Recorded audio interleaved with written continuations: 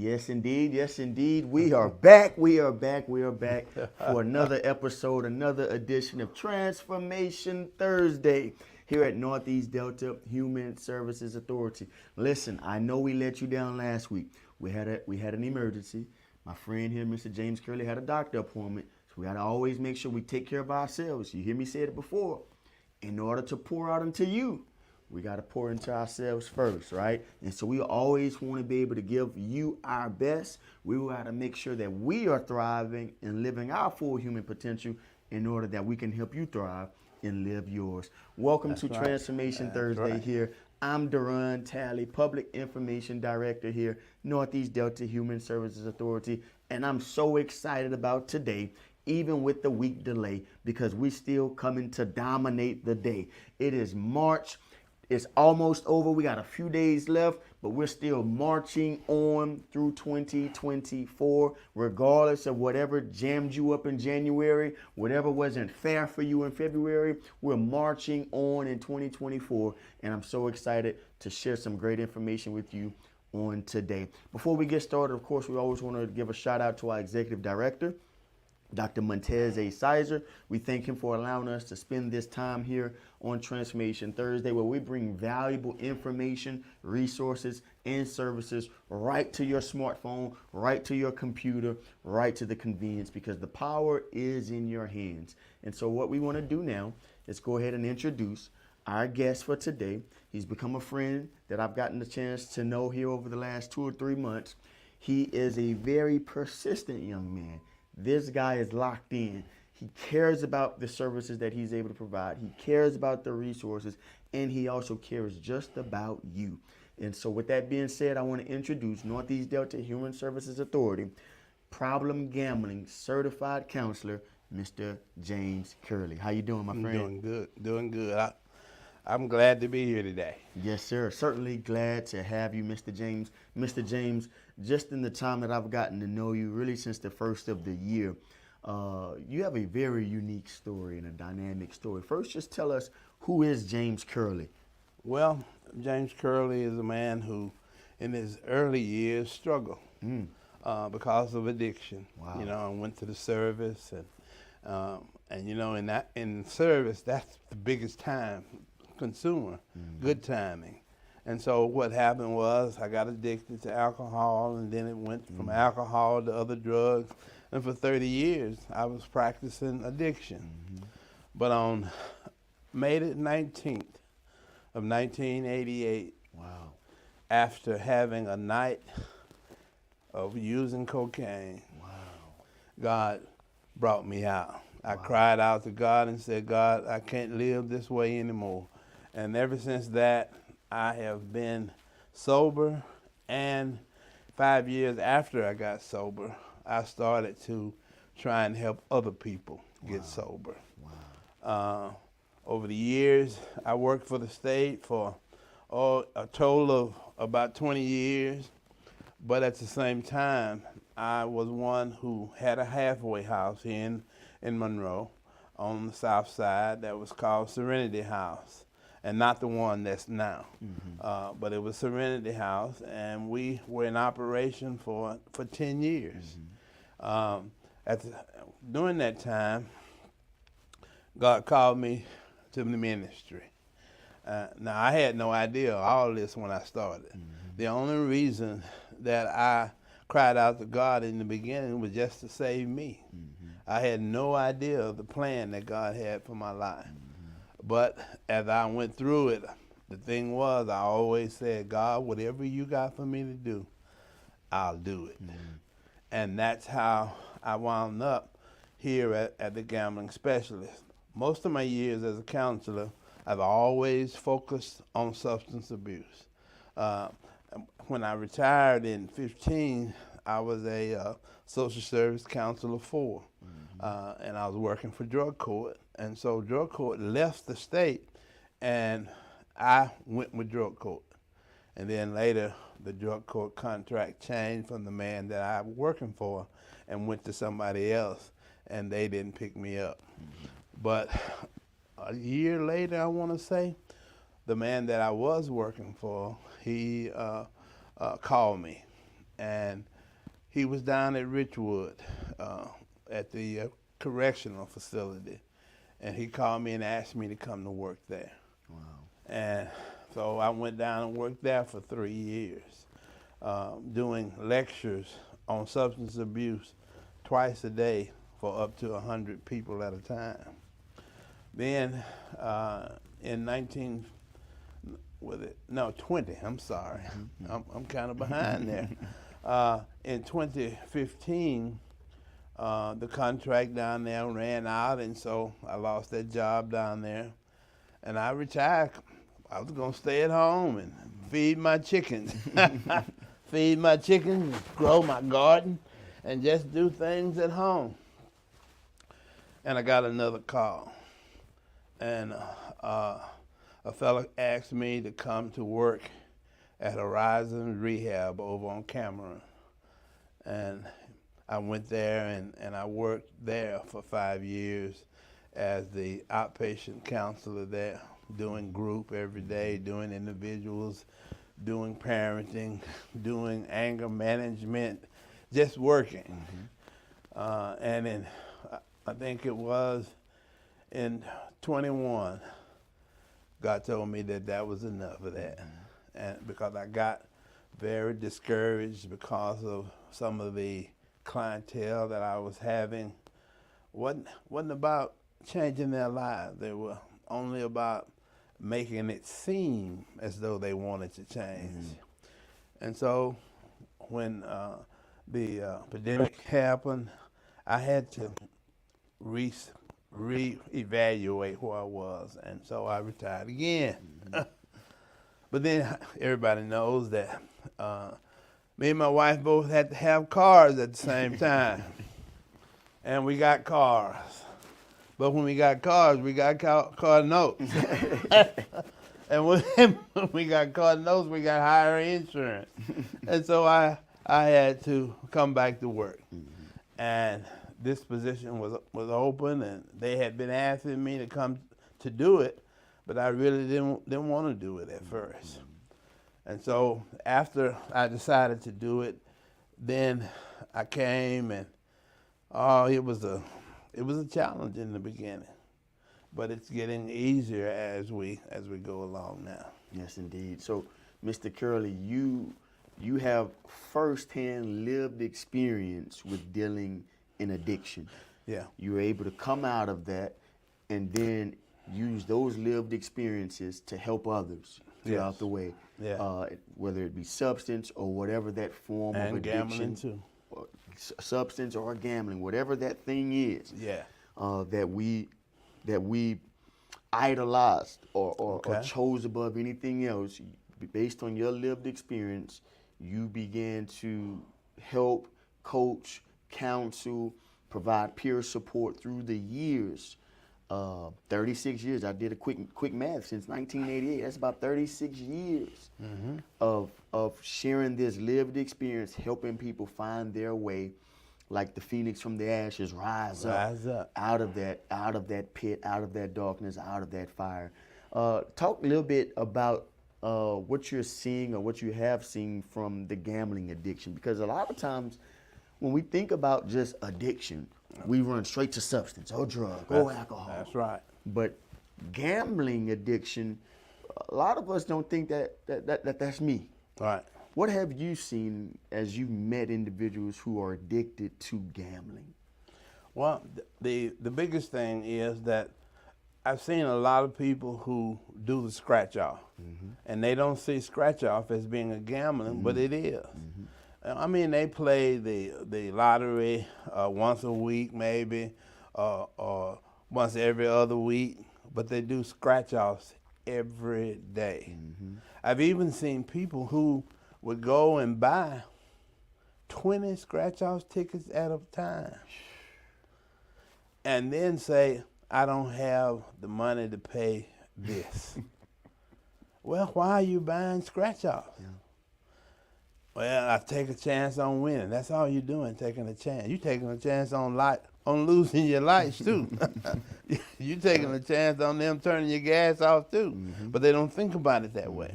And so people have this small concept of gambling as being those who go to the boat.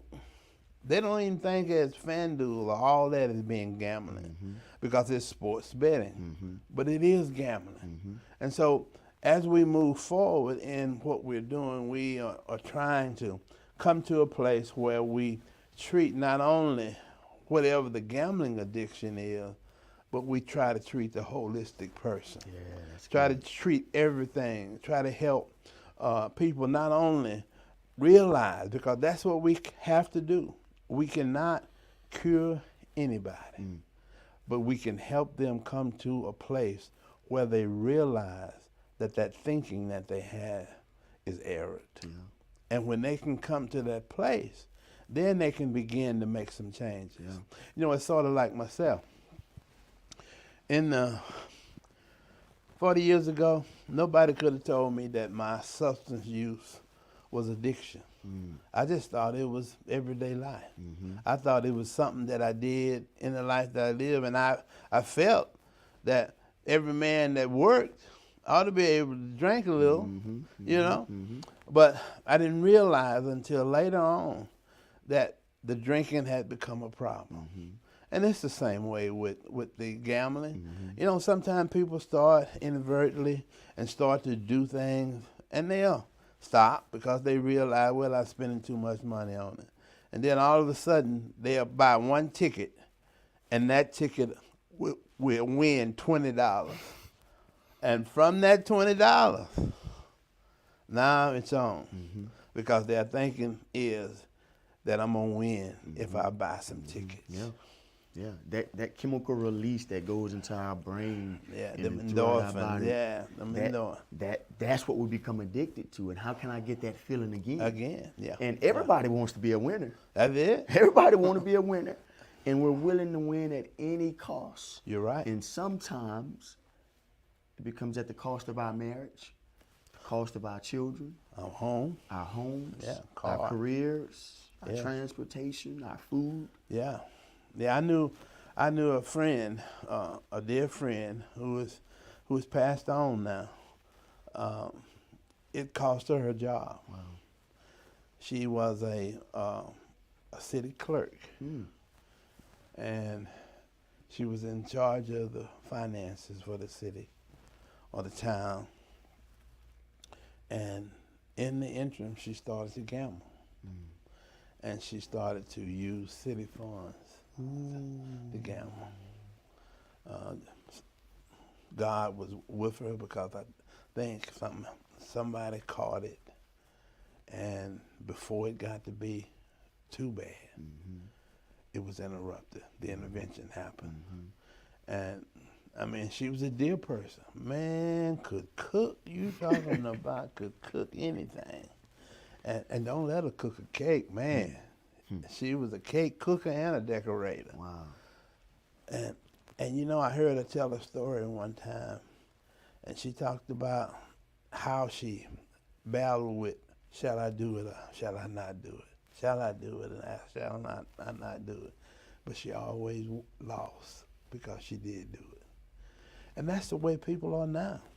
You know, simply because there has been one incident where they won $20 or $30 on a scratch-off.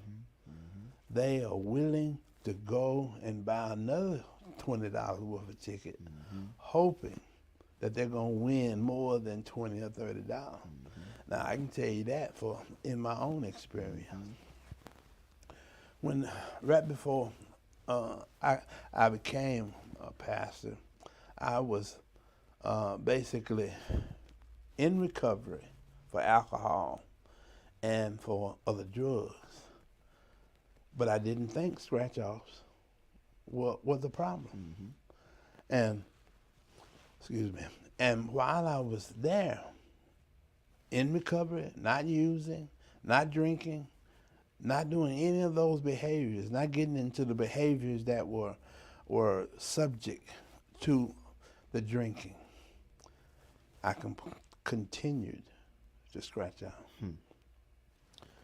And I remember one time that really made me understand that I had an addiction in that gambling. See, because I looked at my father's gambling, because he was a gambler, and he was a dice player, dice player, card player. And I looked at other people who I knew, who were dice players and card players. And so I didn't see scratch-offs as being a method of gambling. I simply saw it as a game, not gambling, as a game. And so I bought.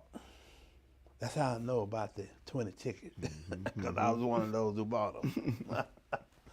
I spent $20, and out of all 20 of those tickets, I won $3.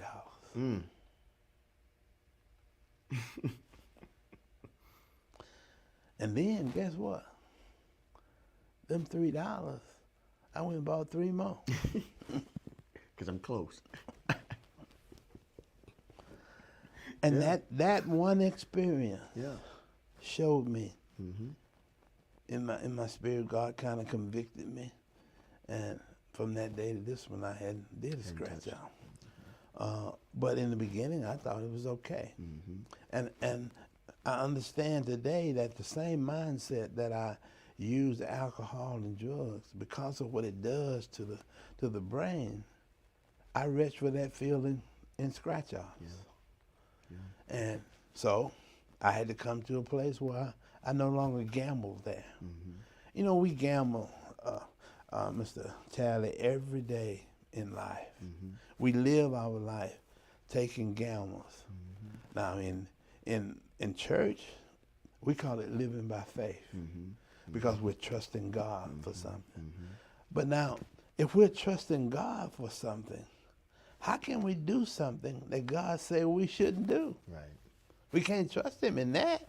We can only trust him in when we're obedient. And I know we're not talking about church here, but it's all part of the mentality, especially of those who are struggling. And that very thing leads them away from the lifestyle that God would have them to live. That's right. But you can't tell them that. Yeah. Because everybody does it.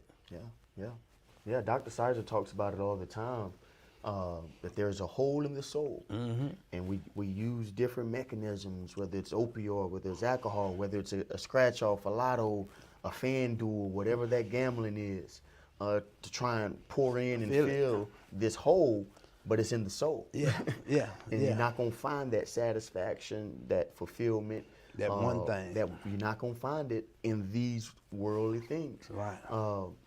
Let's transition, shift gears a little bit. So a person has an addiction to gambling. And you talked about scratch-off being that number one thing. We know in the state of Louisiana, scratch-off is the number one method of gambling. Right. Leading method for gambling is scratch-offs, even though most people don't even consider a scratch-off a gambling method.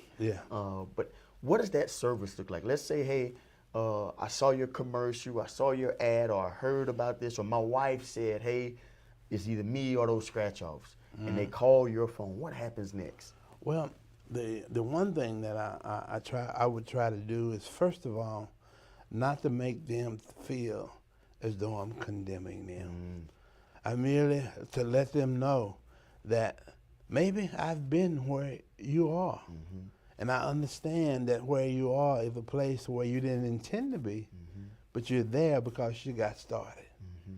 And just like cross addiction for alcohol and drugs, sometimes we try to control our addiction by changing to something else. But it's the same hole.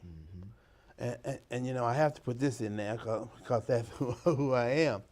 There's a part of the word, and I know that I'm talking on a state here, but I have to be true to who I am.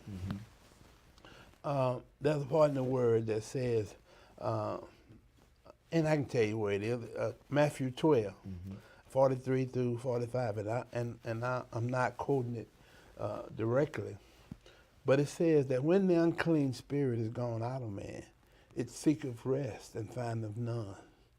but then it returneth unto the place in which it came, and finding it swept clean and garnished, and it brings with it 7 other spirits that's worse than itself. And so when people are always wondering, why is this thing so bad for me? Because they've quit one time and they didn't put something positive in that place. And by not putting something positive in that place, that mentality, When they come back. it comes back because you begin to miss what you perceive you were getting from the scratch off. Wow. And so I try to help people to understand that, you know, people who make that mistake are not bad people.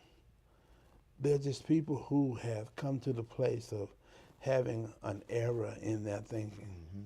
But most people had the error before they started it. Yeah. Wow. So what made it possible?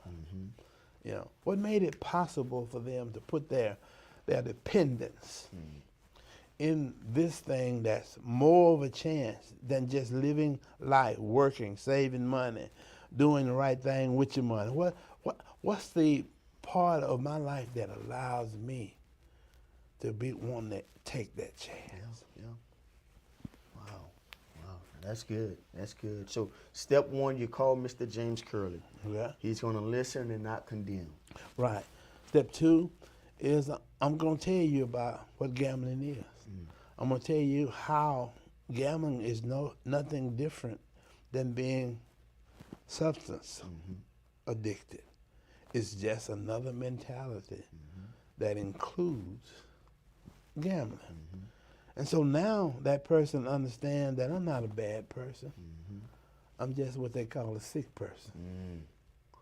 I'm a sick person.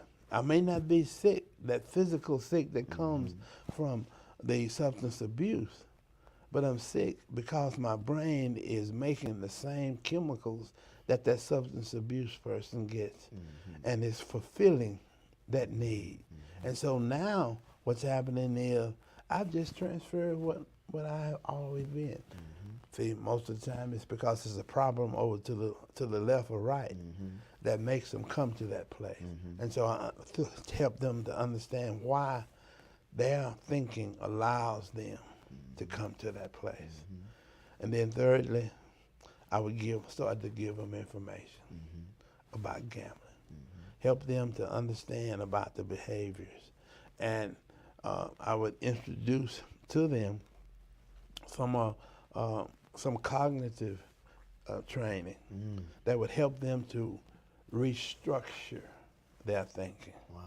You know, and what it's called is reconstruction therapy. Start to change how they think, to change. See, I can't do that. I can't change that. I can give them all the information that they need, and I can tell them that they have a disease. But the thing of it is, it's just like substance abuse. You don't have it until you say you got it.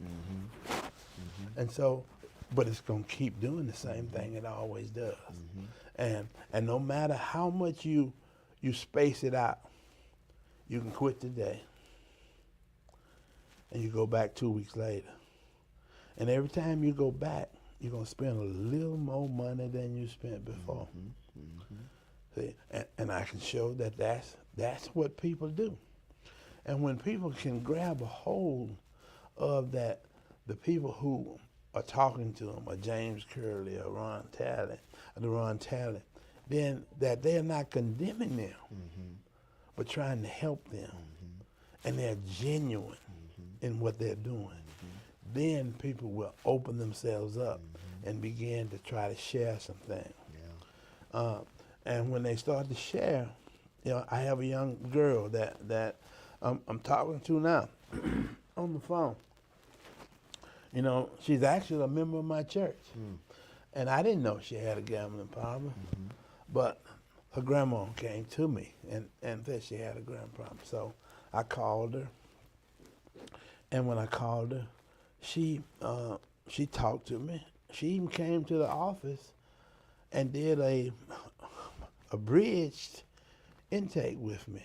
At that time, I didn't know the full process of the intake, so I didn't make her do the normal thing, go through the front. I just had her to answer our questionnaire, do a face sheet on her, made her sign her patient's right sheets and things like that. But since that,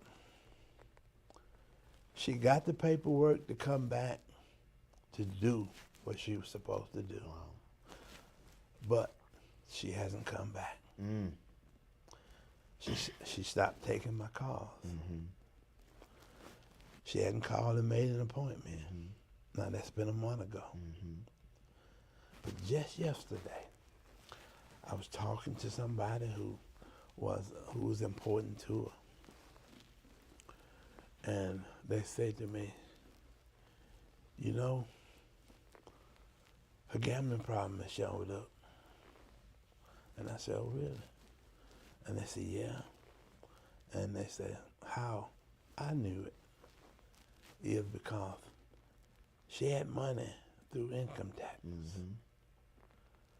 But she don't have money to buy things her children need. She's coming to us to get it. And then they say, and I know that she had $3,000, but she don't have any money to help her children or to buy what her children need. And she doesn't do scratch-offs. She does bingo on that cell phone. That's something that. And that's one of the things that we're seeing when we talk about the sports betting. It's not even just the sports betting. It's really about the access to gambling. It's literally now an app on your phone. It is. And you can do it when you're laying down going to sleep. You can do it while you're brushing your teeth. You can do it while you're watching your favorite shows. Be in your house, at your job, in your office, gambling, and people don't even connect the dots that they're gambling. That's right. It done moved the video poker from the building on Winsboro Road to Georgia Street or to Florida Street. Now you can sit right there and do all the video poker. You can do bingo. You can do all those things online. You can do that coin thing. It's a Bitcoin, you know. And I don't know a lot about that Bitcoin yet because I've only heard about it for one time, and I hadn't researched it yet. But excuse me. But I do know that it's the vulnerable people who fall prey to it. And I have a person who I talked to about FanDuel, and they found out that what I had talked to them about FanDuel was true, and so they quit FanDuel. Wow. But now they've gone to big buck. And I don't know anything about it, so I can't really address it with them yet. But I do plan to address it with them because I just helped them get a job. That's right. That's right. And now they got a job. They didn't have a job when they were doing the other, but now they got a job. And that job is going to pay them on a regular basis. And it don't matter whether it's a weekly pay or 2-week pay or monthly pay. Whenever you're caught up in whatever that activity is, then you don't see it as being gambling. That's right. That's right. Yep. Well, if you or someone you know, you or your loved one, struggling with gambling addiction, give us a call at Northeast Delta Human Services Authority, 800-256-2522. That's 24/7, 365. When you dial that number, just ask for Mr. James Curlee. It's the easiest number we can give you. It doesn't matter where you are in the region. 800-256-2522. It's a 24/7, 365 a day hotline. Just ask for James Curlee and say, hey, it's me. Or, hey, I think my spouse, my loved one needs to talk to Mr. Curlee. And they'll schedule you an appointment with Mr. Curlee.